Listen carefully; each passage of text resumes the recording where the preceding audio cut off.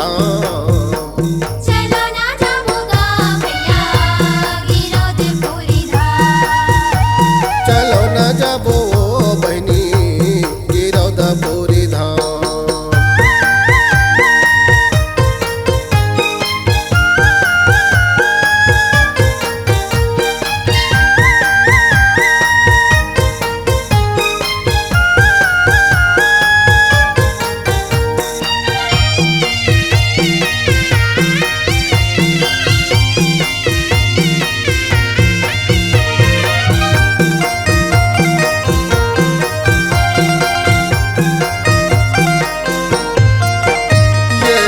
कछु नहीं लागे दीदी गुरु के सेवा माँ हो, कछु नहीं लागे बहनी गुरु के सेवा माँ।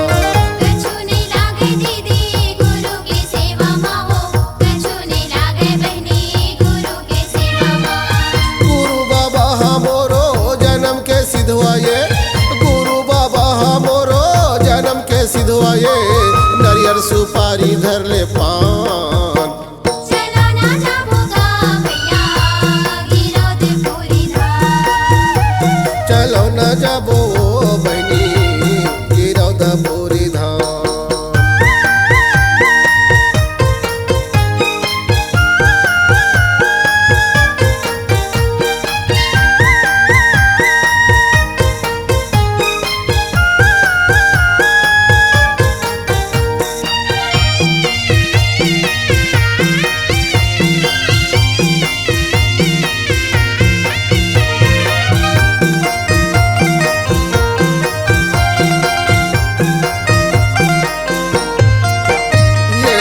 गिरौदपुरी माँ दीदी गुरु के गद्दी हवै, चरण कुंड दीदी अमृत कुंड हवै।